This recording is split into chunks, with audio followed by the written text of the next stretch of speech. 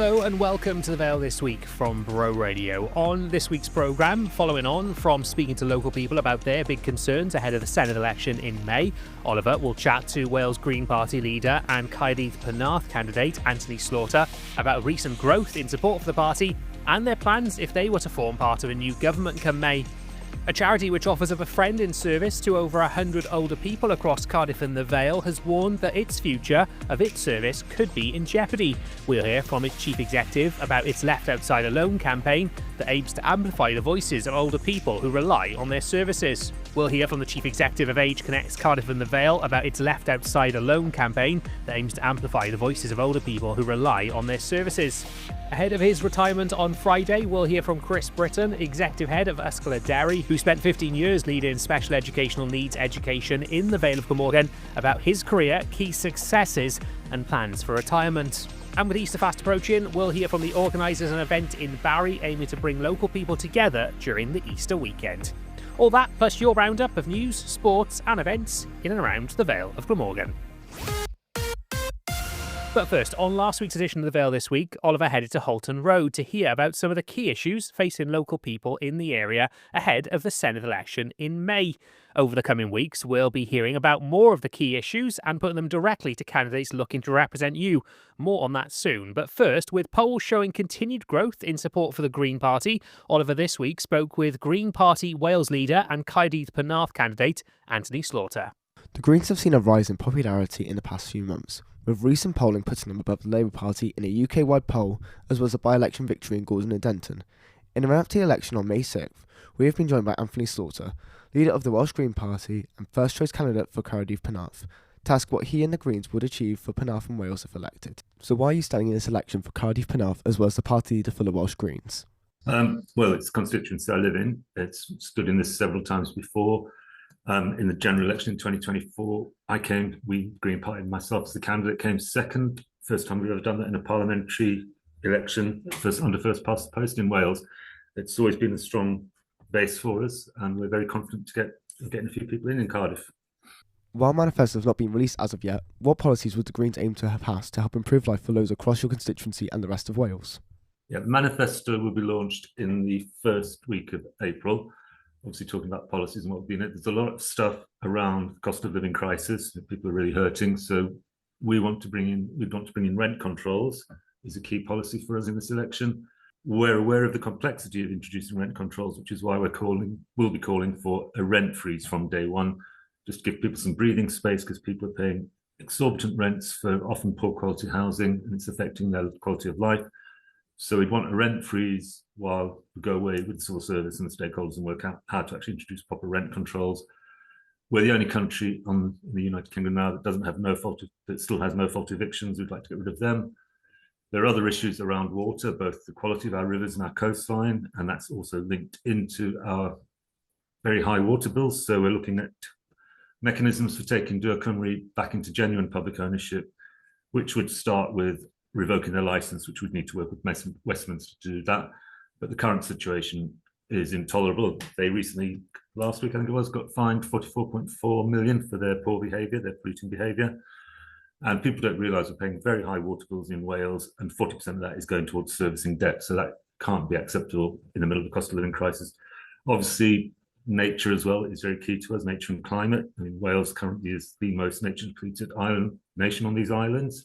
1 in 6 species at risk of extinction. Climate targets keep getting pushed on the back burner, so they're not important. So that would be a key area we'd be pushing for as well.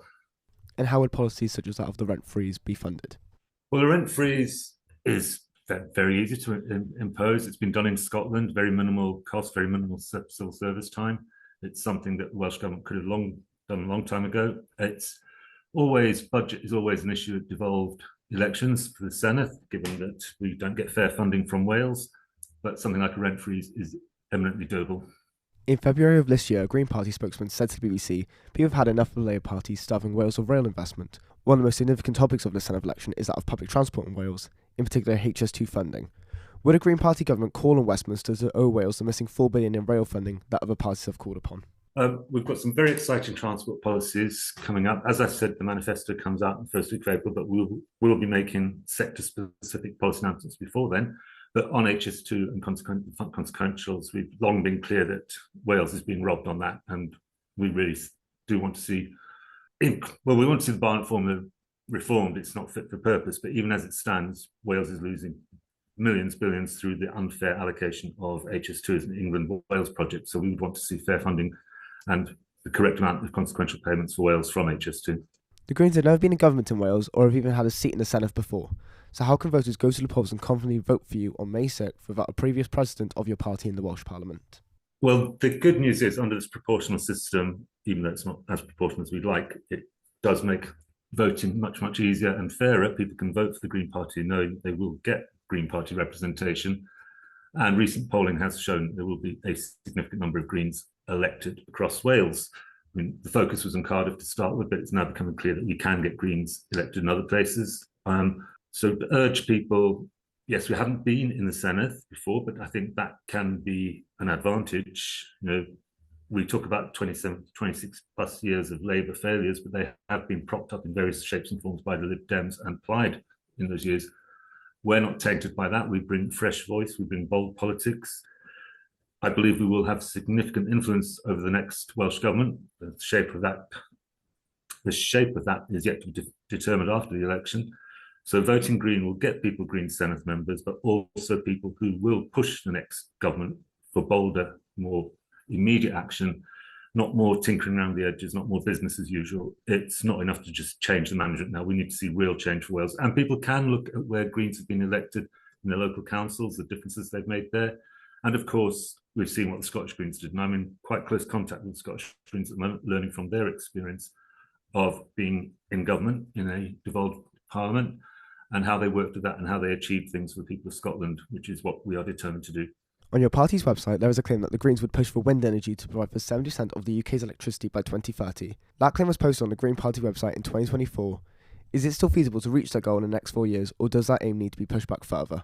We need to push as fast and hard as we can for the switch to renewables. We want 100% of electricity generation in Wales to be renewable by 2035. It has to happen now. We can't keep kicking these targets down the road. It's harder to achieve because successive governments have done exactly that, but we have to push with every mechanism possible to get to full renewable production as soon as possible. And as you said, there's the Green Party's goal of Wales being fully powered by renewable energy by 2035. Is that achievable with the Green Party in government in Wales? I believe that is possible. Yeah, it is. It will take a lot of work, and we shouldn't be in the position where we're in. We can't afford to continue our addiction to fossil fuels. We're going to see the inevitable price already starting, the hike in fuel prices due to the illegal Iran war. And there was a report from the Climate Change Commission last week or 2 weeks ago making the case, because people often argue that we can't reach net zero by 2050, it's too expensive. The cost of one more peak oil crisis, such as it's unfolding now, will be more than the cost of decarbonising and reaching net zero. It's likely that the best possible outcome for the Greens in this election is a coalition government. What would you wish to achieve from it, and who would the party be willing to work with? I'm getting asked about this a lot at the moment, as you can imagine. We obviously, and I can't say this often enough, we would never work with Reform or the Conservatives, the Welsh Conservatives. The Green Party believe in collaboration and cooperation. It's in our DNA. The crises we face are so urgent that we do need to work together with other progressives where we share common ground. Some places we won't agree on policies. I've said, in answer to this question, there are lots of different ways of parties working together, and we'll need to see how the numbers fall on May the 8th as to what discussions do take place. I mean, it could be a case of coalition, Welsh Greens in coalition with presumably Plaid Cymru are going to be the largest party in the Senedd. I think that's a given. But it could be a different version of the cooperation agreement. It could be confidence supply. It could be just voting through the ruling party, the governing party needing us to vote through their budget. What I will say, and at present, I don't see Labour or Lib Dems having the numbers to really matter in these scenarios, but I wouldn't rule that out. But what I would say as well is that Green support for the next Welsh government comes at a price. We're not just supporting the next Welsh government because they're not the far right. We would want clear Green objectives would be the cost of our support. So like I've said, things like rent freezes, things like reform of water, things like meaningful action on nature and climate, those would be the things. And mentioned the Scottish Greens. I've been talking to Scottish Greens about their experience working with the SNP to deliver for the people of Scotland. One of the key lessons I've taken from Scotland, the Scottish Greens, is that when the SNP tried to water down the deal, the Scottish Greens walked away. We're not there just to be in government for the titles or a seat at the table. We're there to deliver real change to people's lives. And if that's not happening, we will continue to hold next government to scrutiny as the opposition. To find out more about who is standing for election in Caerdydd, Penarth and Penarth Glamorgan on May 6th, go to broradio.fm/election. And ahead of the 2026 Senedd election, the Vale This Week will be bringing you all you need to know about the parties and individuals looking to represent you in Cardiff Bay. Across 2 programmes to be broadcast in April, we'll be speaking to the representatives from the 6 biggest political parties on the ballot paper in the Penarth Glamorgan and Caerdydd Penarth constituencies. You can find out about this and how you can submit a question at broradio.fm/election. Right now, let's take a look at some of the top stories from the past 7 days here in the Vale of Glamorgan with Kate McMahon. Cardiff has taken the next steps towards introducing a visitor levy for tourists staying overnight in the city. The City Council has agreed to undertake work ahead of the levy's implementation in April 2027. According to the application, this will take significant work to establish administrative capacity and prepare both accommodation providers and visitors. The rates of the visitor levy are determined by the Welsh Government, and the decision for local authorities is to whether to implement it into their area and its implementation and administration. Cardiff and Vale University Health Board are holding walk-in clinics for young people who have missed their meningitis vaccination appointments. The walk-in clinics for young people in Year 9 and up to the age of 25 are being held every Saturday from last Saturday until further notice at Barry Hospital on Colcott Road from 9 a.m. to 4:30 p.m. Young people aged 13 to 14 in school Year 9 are invited by GPs in Cardiff and the Vale of Glamorgan to receive this vaccine as a part of their routine schedule, but sometimes these appointments can get missed. The Vale of Glamorgan Council has secured £2.5 million in funding for transport schemes in the county. It says the schemes will aim to help boost health and well-being, benefit the environment and improve street safety. The funding has been awarded via the Cardiff Capital Region and includes the construction of a walking, wheeling and cycling route through Park Brynny Don alongside Cardiff Road to connect Barry to Dinas Powers. Average speed cameras will be installed through St Nicholas and Bonvilston to improve road safety in the areas. Alongside this, the council says a full review of the A48 is being undertaken to determine whether additional speed cameras are needed in other locations. A week of intensification tackling drug-related crime has seen over 70 people arrested across the South Wales Police Force area. The force's enhanced activity as a part of the National County Lines Intensification Week saw people arrested and charged, along with seizures of Class A and Class B drugs, knives and cash. Organised crime, intelligence and exploitation teams work together across South Wales to conduct operations aimed at safeguarding victims of exploitation, identifying and arresting those selling drugs in our communities and closing drug lines across the force area. The activity led to 72 arrests, 8 drug lines seized and controlled, and 55 people being safeguarded, including 41 people under the age of 18. Work to upgrade public toilet facilities in key town centres across the Vale of Glamorgan are taking place. To date, works have been completed in Cowbridge and Lansworth Major, with work set to begin shortly to upgrade facilities at King Square in Barry and Penarth Town Centre. The programme, delivered by the Vale of Glamorgan Council, is set to lead to a cleaner, brighter and more durable facilities, which have been designed to serve local communities and visitors. The upgrades to date in Cowbridge have also seen improvements to the adjacent bus stop at Town Hall Square. Work will begin shortly to upgrade facilities at the library on King Square in Barry, with completion expected in the coming weeks. Further upgrades to public conveniences in Penarth will also take place in the coming months. And a mental health and well-being hub for young people aged 11 to 18 in the heart of Barry has undergone a recent extension, enabling the service to support a larger number of young people across Barry and the Vale of Glamorgan. The hangout was developed by Mental Health Charity Platform in partnership with Cardiff and Vale University Health Board. Available in both Cardiff and Barry, the open access service offers drop-in mental health support, scheduled one-to-one session and well-being focused groups. It gives young people a safe, accessible space where they can build confidence, develop coping skills and feel supported during difficult times. You're listening to The Vale This Week from Bro Radio Now. A charity which provides a befriending service for more than 100 older people in Cardiff and the Vale has launched a new campaign to safeguard its service for future generations.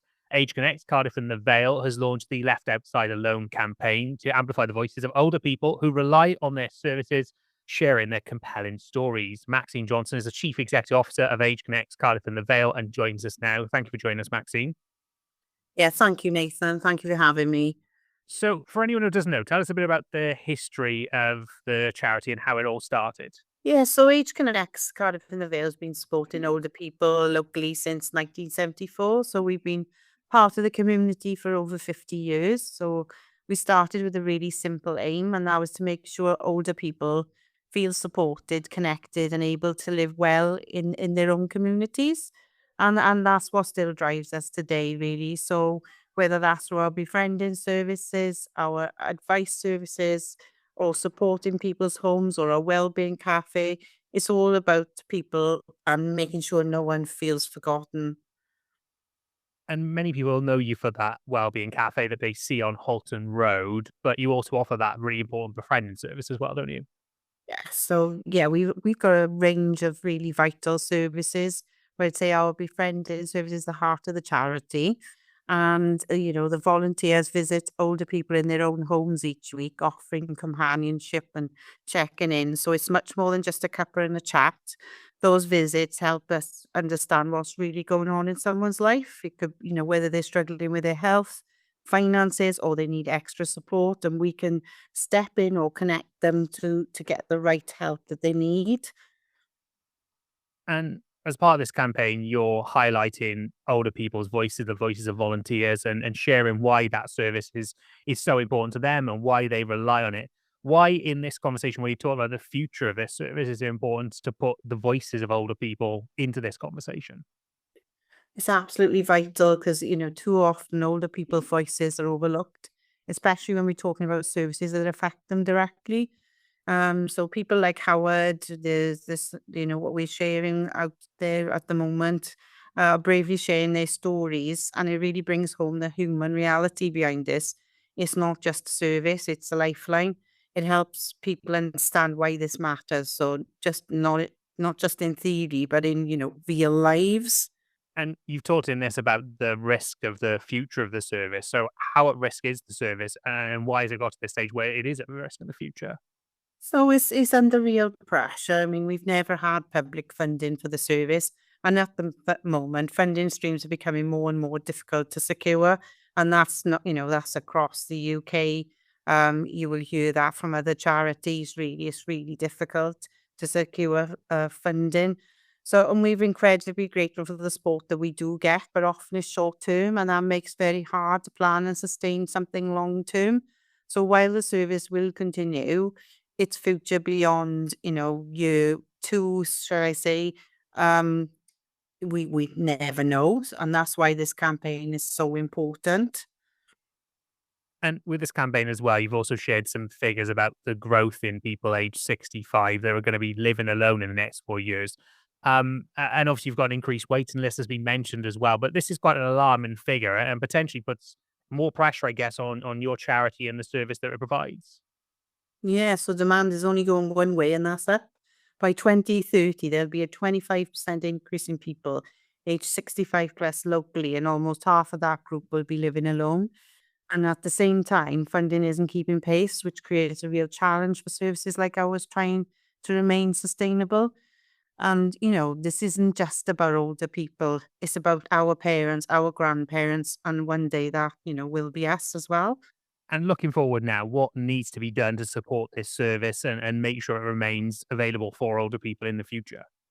Well, we need to start thinking longer term about how we fund services like this. Short term funding, as I said already, is always appreciated, but it doesn't give the stability needed to keep something like this going year after year. If we know demand is increasing, and we do, then funding needs to reflect that reality, because services like this are preventative. They keep people well connected and out of crisis, which benefits everyone. There's lots of ways people can get involved. If you've got time to volunteer, even if just an hour a week can make a huge difference. But if you can support us through fundraising, sponsoring our events, partnering with us, any sort of commercial income ideas you may have, and even just spreading the word about the campaign really does help, because ultimately we don't want anyone to be left inside alone, and that's something we can all play a part in. And if someone is listening and maybe they have a way that they can help or they want to support you and the campaign more generally, how can they get in touch with Age Connects Cardiff and the Vale? Yeah, so you can contact us on our main phone number, which is on our website, or you can come directly to myself. You can reach out to me by email, which is maxine.johnson@ageconnectscardiff.org.uk. Amazing. Maxine, thank you for joining us and telling us a bit about the work of Age Connects Cardiff and the Vale. Thank you, Nathan. Now let's move on to sport, and with all the latest from around the Vale of Glamorgan, here's Jamie Pritchard. Lots to get through. Let's start with rugby. Head coach Sean Lynn has named 9 uncapped players in a new-look Wales squad for this year's Women's Six Nations. 38 players have been selected based on form and the amount of game time that's been had in the Premiership Women's Rugby and Celtic Challenge. Kate Williams will take on the sole captaincy after Alex Callender was ruled out of the tournament with an ankle injury. There's no Nell Medcalf either. She's also injured. She was one of the shining lights in a winless 2025 World Cup. Karen Lake and Robin Wilkins have both retired. Barry RFC's relegation battle suffered a massive blow at the weekend. After a loss to Caerdydd, they travelled to Reedvelin on Saturday for their final league fixture, knowing whatever the result, their destiny is in the hands of others. For Barry's youth side, they were left frustrated after their match against Tylerstown was abandoned after 25 minutes due to an off-field incident. At the time, Barry were 10 points up and on course for another bonus point victory, with the incident now being formally reported to the WRU. Off the field, the clubs received medical supplies from CCR Energy as part of the demolition of the former Aberthorpe Power Station. The equipment, including splints, spinal boards, neck braces and trauma kits, will now go on to support rugby of all ages at the club.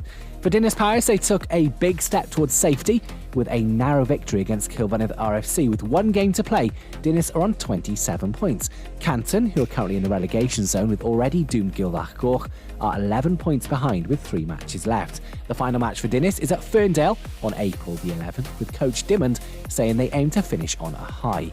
For the Old Penarthians, they travel to Llandrindod Wells as they continue to survive relegation in the WRU Division 5 East Central. Both teams enter the fixture with 20 league points, whilst the 2 teams below them, with Saracens on 16 and Treherbert on 12. A large crowd, encouraged by the warm spring weather, were hugely entertained by the Old Penarthians' victory, 55-31. However, the match was not straightforward. At one point, the home spectators' nerves were on edge when a positive 21 points to nil scoreline was turned around to 27-24 3 minutes into the second half. Old Penarthians next travel to Trevor on Saturday with kick-off at 2:30. Let's move to football then. Barry moved up to 4th place in the Cymru Premier after an Ollie Hulbert double sank Caernarfon Town on Saturday. Following a goalless first half, Barry broke the deadlock during the second, scoring 2 before conceding a controversial injury time goal. On Sunday, Barry travelled to face Connors Key Nomads, who sit second in the table, 14 points clear of Barry. On Friday, Llantuit travelled to Avon Lido in a frustrating defeat after a strong start, which saw Jack Bevan put Llantuit ahead, which they held on to for the first half. 4 goals in the second half saw Avon Lido secure a well-deserved win. Llantuit currently sits 7th in the Cymru South table as they next travel to Caerdydd Ely for a local derby on Saturday. That game kicks off at 2 p.m. And it was also the first full programme of Vale of Glamorgan Football League games for a while after recent wet weather postponements. The top 2 in the Premier Division collided as leaders Barry Athletic took on reigning champions Cardiff Airport. Barry Athletic held on for the 3 points, extending their lead over Airport to 6 and inflicted the first league defeat on Airport for a full calendar year. Third place Cwmtalag was stunned by Vale Madrid 3-0. Last season promotion-chasing rivals in the league below have had very different seasons, but Callum Hardin netted twice and Sam Robinson scored the other as Vale Madrid took a big step towards staying up. St Athan went level on points with Cwmtalag in third with an impressive 3-1 win over Island Marine at Maslin Park. Cadoxton Imp's second half of the season revival continues as their new signings continue to shine as they defeated AFC Roos 4-1. The result moves Imps up to 6th, whilst AFC Roos remain bottom of the league. Meanwhile, Penarth Town thumped Vale United 5-1 at Brynydon to leave United in big trouble down the bottom of the table. And this Saturday sees the Barry Cup semi-finals at neutral venues as Barry Athletic play Penarth Town at Cogan, while Island Marine take on Cardiff Airport at Brynydon in Dinas Paris, both games kicking off at 2 o'clock. You're listening to The Vale This Week from Bro Radio. Now, this Friday, Chris Britton, executive head of Ysgol Deri School, retire after 15 years leading SEN education here in the Vale of Glamorgan. Bro Radio's Nigel Rowland spoke to Chris earlier today and began by asking him what made him take the first steps into SEN education some 15 years ago. I think the opportunity came up to go to Ashgrove, and I'd been a head in a primary school for 10 years before that, and I'd held different positions. And I think it was the opportunity to do something different, something new, challenge myself maybe. And so I applied for the job, and to my astonishment, I got it. That was in 2009. And since then, we've moved on to combining three schools, three very different ALN schools, and now bringing it into Ysgol Deri as it is, and now expanding that back out again. So we sort of contracted in, and now we're going back out again onto multiple sites with all the challenges that brings. You mentioned that it all began for you in Ashgrove. Ashgrove, a much smaller school than YYD is, but had probably its own challenges when you first arrived there. So can you explain to our listeners how you sort of evolved into the role within YYD? So Ashgrove was certainly different. It was different to anything I'd ever experienced. It was a school for children and young people with autism, and it was at the beginning of a journey, really. And so I spend a lot of time learning from others, learning particularly from therapists, actually, and the difference that can make to the pupils. And so we began the journey there, started to explore, work on different things, take risks. Some things worked, some things didn't. And then pretty quickly, just after taking over the reins at Ashgrove, the authority said they were going to combine three schools into one and to become this school as it is now on the Penarth site.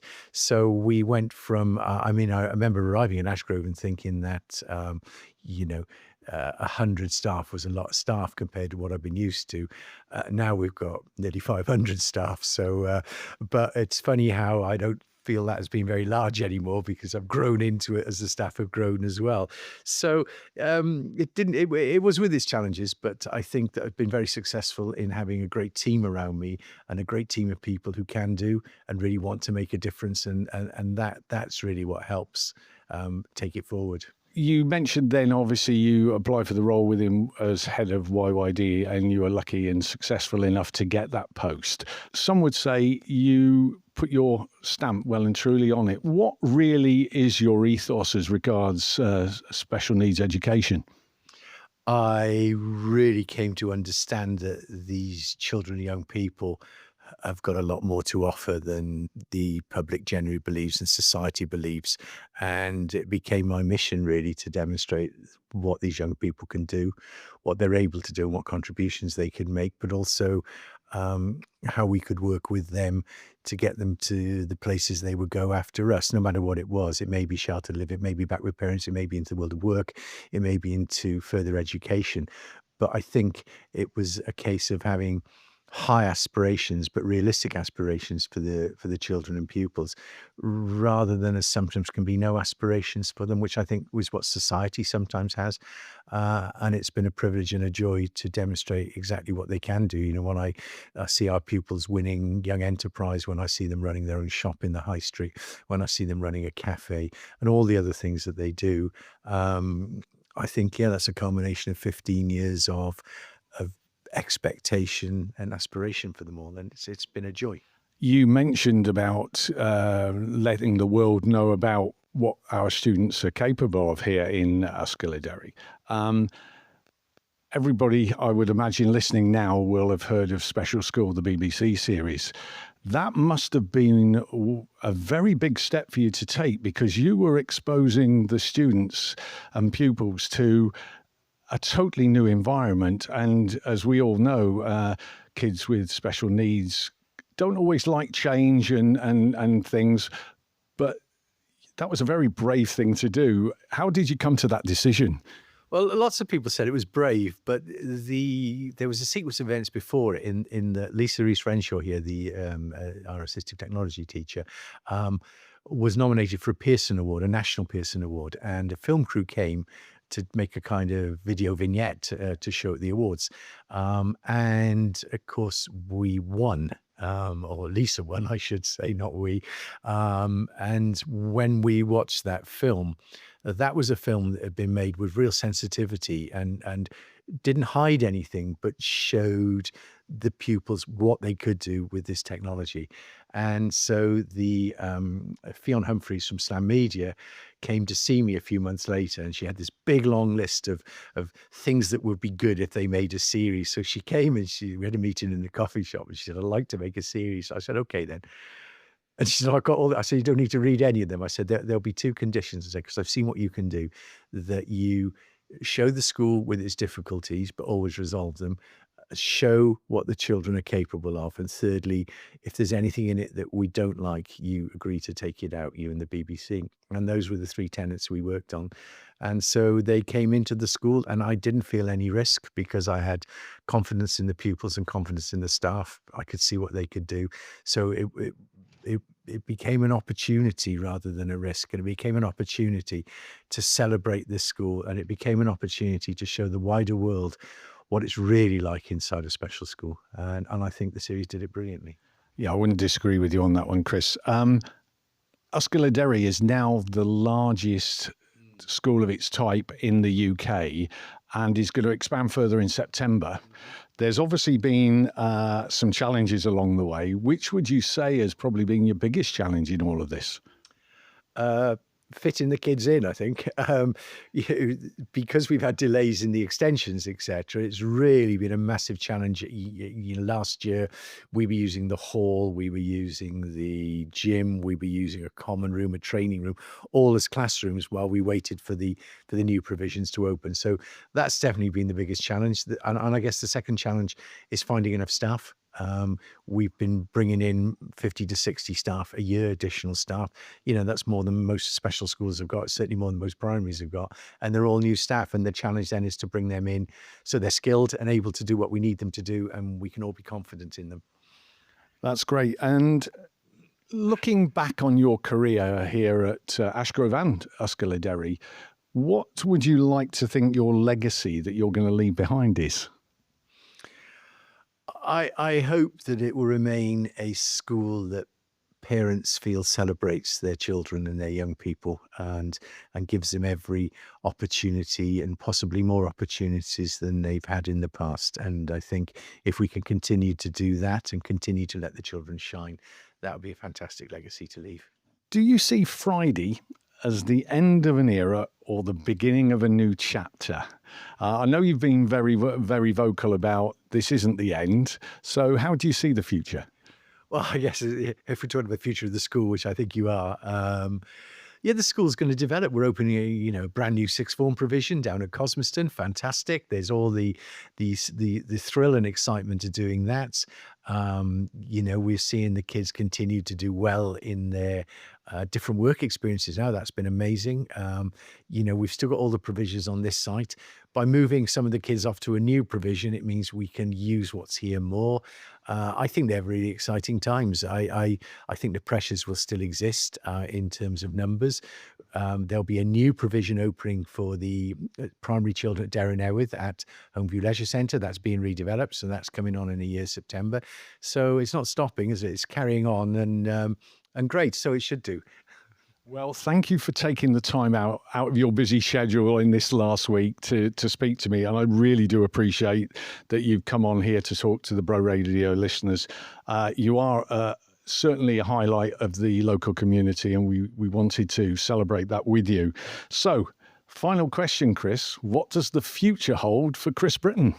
Well, I'm going to, yeah.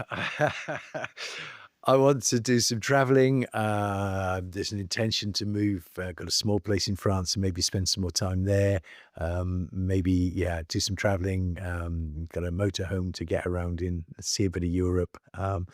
And then see what happens. I guess avoid meetings. I won't miss meetings with the government and with the local authority and all the others. I mean, I've had some fantastic times and some brilliant meetings with them, but it's time to do something a little bit different now and maybe Yeah, I don't know. I'm going to take up bridge again. I haven't played for a long time. Haven't had time. I'm going to learn to play the sax. So I've got a saxophone that I've never had time to do, and play the piano a little bit more.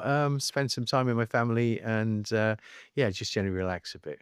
That was Nigel Rowland speaking to Chris Britton, Executive Head of Ysgol Deri School, who retires this Friday. Now, the Easter holidays are fast approaching and there are plenty of events going on across the Vale of Glamorgan. Earlier on today, Ruby caught up with two of the organisers of an event taking place at Victoria Park in Caerdydd. If you could just give us a brief introduction about who you are and what your roles are. So my name is Martin Harris. I'm chairman of the Friends of Victoria Park. Been involved in the group for coming up for about 10 years now.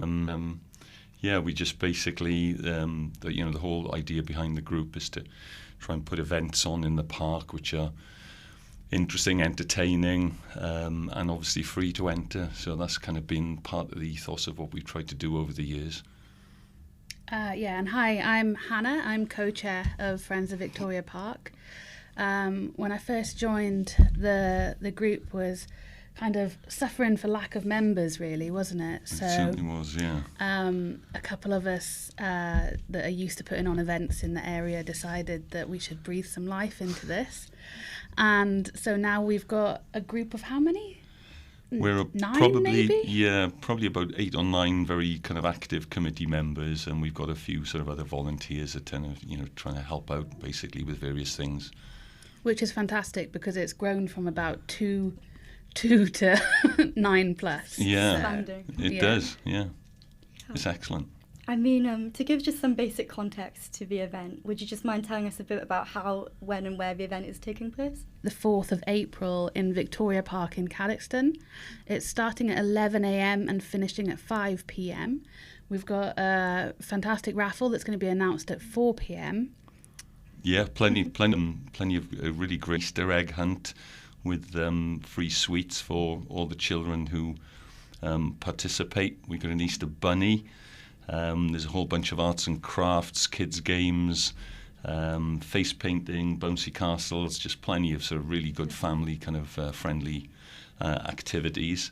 There'll be hot food and drink there as well, ice cream, sweets, baked goods, snow cones. Bouncy castles. And bouncy castles as well. And as for the raffle prizes, the Barry community and local business here has really shown up for us to help fundraise for some park improvements. We've got a paddleboarding lesson voucher with a baseball cap from Island Sup. We've got a £30 meal voucher from the Mint Rooms. We've got a 1-night accommodation voucher at the Mount Rooms. We've got a 2-hour automatic driving lesson with Bethan Close Automatic Academy. £30 of Hustler Hoop earrings. £20 voucher for Empress Piercing on Holton Road. A free pet consultation worth £60. A free gym pass and swimming lessons and goodie bag from Barry Leisure Centre. Tipsy Easel home painting kit for 2 from Wilder Art. A Barry Bados goodie bag. Goodie bags filled with sweets from Oompa Loompa and Morrison's community team and Auri's Drop on Weir Street. Some chocolates from Megan Jones. Some fancy aftershave from Otterley. And a selection of children's toys from Asda in Barry as well. Gosh, that sounds really cool. And I mean, considering the fair is actually free as well, the entry, is this accessibility something that's important to your ethos? Oh, absolutely. Yeah. It's really key to us that the events that we put on in the park are free to enter. That's been the case, obviously, for a number of years. And there's probably no greater example of that than Cadstock, obviously, which is the biggest thing that goes on in the park. Every year. Very much part of the ethos is to make it very accessible, basically encourage people to just come and enjoy the open space in the park, let the kids get involved in some of the events and activities there. So that's really key to what we do. Yeah, we're basically we don't have any funding really, but we are funded by local business. So by them coming to the fair and having their trailer or their stall, they're paying a minimal fee really, but that keeps us going. It means that the events can stay free, and the raffle donations also mean the events can stay free, and we can fundraise to get some park improvements on the way too. I mean, talking about like the importance of green spaces, Victoria Park is a lovely area, and it's tucked away to the eastern side of Barry, so unfortunately it is kind of overlooked by a lot of residents. And obviously you've run a lot of social events in this area. Do you think this is like a green space we should be utilising more? Yes, definitely. We'd love to bring back the green flag as well, wouldn't we? Yeah, that's one of the things that we've talked about for some time, is to try and kind of get back into being part of that Green Flag Award. The focus really for the next perhaps a year or two is trying to raise funds, hopefully get some grant awards to renovate the bandstand at the park, which is obviously a key kind of focal point. So there's a whole bunch of work that's needed, to help bring that bandstand kind of back to life, really. There's some issues with electrics there and lighting and things like that really we really want to try and put right, in order to allow more things to happen, really, more events and a greater diversity of events as well. Yeah, we find that there's often lots of events sort of the other side of Barry or on the island, but we get a bit overlooked over this area, and the park is beautiful, to be honest with you. It's such a stunning location, and just with a few extra improvements we can really start doing, comedy nights, we can start doing cinema in the park, those kind of things. And also hopefully maybe some of the regeneration project money will start coming our way when they see what we're doing without it. Absolutely. And we're trying to, and one of the things that we're trying to kind of get going as well is to have volunteers that will come and help with the general sort of maintenance of the park. That's one of the things that's definitely on our agenda. Yeah. I mean, you mentioned how that there was going to be lots of activities, a very anticipated bouncy castle. Is there anything in particular you're looking forward to on the day? The Easter egg hunt. I think the Easter egg hunt is going to be the big thing. Really good. Absolutely. So we've had sweets donated, haven't we, by Oompa Loompa Sweets? Yeah. So prizes for the Easter egg hunt. Children will get a free bag of sweets, and the Easter Bunny will be there as well to help some children out. Well, to finish up, there's going to be a fantastic Easter Fayre on the 4th of April in Victoria Park, plus a very anticipated Easter hunt with the Easter Bunny. Is there anything else you'd like people to know? I think we'd like to thank really our committee and all the volunteers that help make it happen. Yeah, absolutely, and a little shout out as well to Caerdydd Bowls Club, because we've got access to their clubhouse as well, which is going to be very useful if the weather isn't so good on the day. And the parks team for helping us put things up when we need to. Always the case. So big shout out to the parks guys. It takes a lot of hands, doesn't it? It does, yes. A lot of work. Certainly a team effort. Absolutely. Well, if people want to know more about the fair, where would they find your group online? So you can find us on Facebook. We're on there as Friends of Victoria Park Barry, and all of our events are listed on there. So before we wrap up tonight's show, let's find out what's going on with some dates for your diaries over the next 7 days. Here's Gareth Richards. 2 candlelight performances are taking place on Friday at Penarth Pier Pavilion, celebrating the music of the movies and the best of Bridgerton. The music will be performed by a live string quartet, while flickering candles will illuminate the pavilion's stunning interior. The music of the movie's performance takes place from 7 until 8 p.m, with the best of Bridgerton from 9 until 10 p.m. Tickets are £16 each, plus booking fee for each performance. For further details, visit penarthpierpavilion.ticketsolve.com. Cowbridge Amateur Dramatic Society presents Gaslight by Patrick Hamilton at the Market Theatre in Cowbridge until Saturday. Doors open at 7 p.m. for a 7:30 start. Tickets are £10, available from market-theatre.com or by calling 07734 543 928. On Saturday, a pop-up charity shop is being held at the Selly Inn from 12 noon until 4 p.m. You can expect to see a wide selection of books, toys, games, household ornaments, women's, men's and children's clothes, accessories and kitchenware, and all proceeds go to the RNLI. Also on Saturday, Visit the Memo Arts Centre to join Ratty and friends as they explore the environment and plant your very own seeds, with Playtime, a Woodland Wonder event. The interactive play-along theatre session is for ages 2 to 6 and they're grown-ups. Duration is for 1 hour and performances start at 10 a.m, 11:30 and 2 p.m. Tickets are £6 for adults and £4 for children. For further details, visit memoartscentre.co.uk. Little Concerts present Basson in the Room on Sunday, featuring brilliant young professional musicians in a joyful hour of exciting music designed around the learning styles of the youngest audience members up to 10 years old. It takes place at Penarth Pier Pavilion from 11 a.m. until midday, and tickets are £8 for children and £4 for adults. For further details, visit penarthpierpavilion.ticketsolve.com. And finally, the Vale 50 Plus Strategy Forum will be hosting a community event at Belle View Community Centre, Albert Crescent in Penarth, on Tuesday between 11 a.m. and 1 p.m. It's a great chance to get creative, meet new people, and learn about the support, groups and activities available locally to help people stay active, connected and living well. There will be a free craft activity for everyone to enjoy, and free refreshments will be available as well, including fruit, biscuits and a chance for a good catch up, and it's open to all. See Compass, spelt CWMPASOT, on Facebook for further details. And that was the Vale This Week from Bro Radio. As we count down the weeks to the Senedd election in May, we'll be out and about next week speaking to you about some of the key issues affecting you ahead of that election and what you'd like to see your new representatives lead on. As always, though, if you've got a story that you would want us to share, we'd love to hear from you. Email us at news@broradio.fm, or you can find us on social media. Thanks for listening, and you can join us next Wednesday at 7 o'clock on Bro Radio, or you can find us wherever you get your podcasts.